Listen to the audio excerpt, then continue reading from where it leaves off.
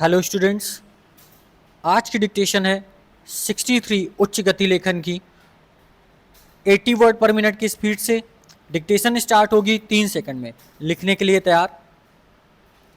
3, 2, 1 start. श्रीमान, देश की सीमाओं के भीतर अपने विचारों के अनुसार जो भारत का पुनर्निर्माण करना चाहते हैं, उनके प्रति सरकार की अधिकारों का दुरुपयोग करने की भेदभाव की नीति आज स्पष्ट हो गई है। इस विधेयक में कहा गया है कि अगर कोई देश के किसी भाग को भारत से अलग करने का प्रयत्न करेगा, कोई भारत से अलग होने की बात करेगा, तो उस पर इस कानून को आपत्ति होगी। और कोई अगर भारत के किसी भाग को दूसरे को देने की बात करेगा, तो यह भी आपत्तिजनक होगा। लेकिन यह सरकार स्वयं भारत के भाग पड़ोसियों को दे रही है और इसके लिए संसद की सलाह लेना भी जरूरी नहीं है। सरकारी अधिकारी मंत्रियों से परामर्श करके या बिना परामर्श किए भारत की भूमि का दान कर सकते हैं।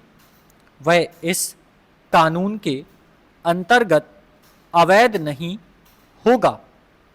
अब कहा जाता है कि भूमि मिलाना अगर सर्वप्रभुता की सीमा के अंतर्गत आता है, तो अपनी भूमि किसी को दे देना यह भी सर्वप्रभुता का हिस्सा है।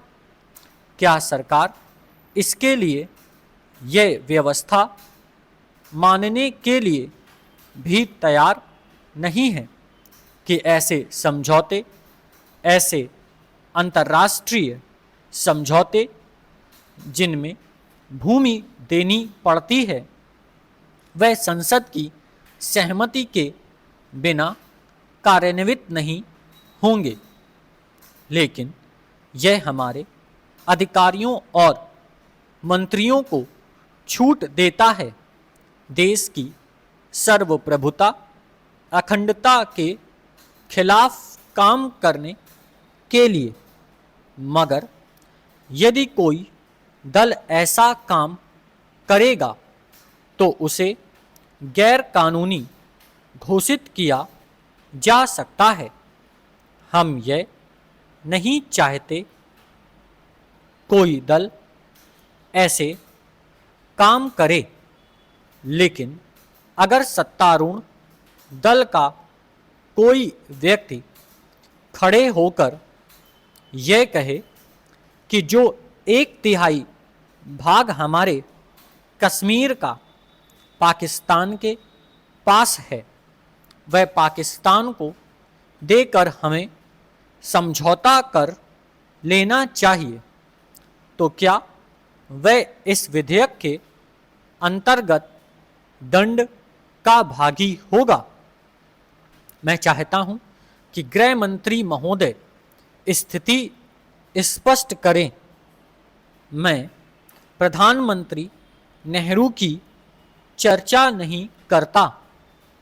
उन्होंने एक बार सार्वजनिक रूप से यह अवसर दिया था, लेकिन बाद में पाकिस्तान ने नहीं माना तो उन्होंने वापस ले लिया। लेकिन भविष्य में इस तरह का कोई अवसर नहीं दिया जाएगा।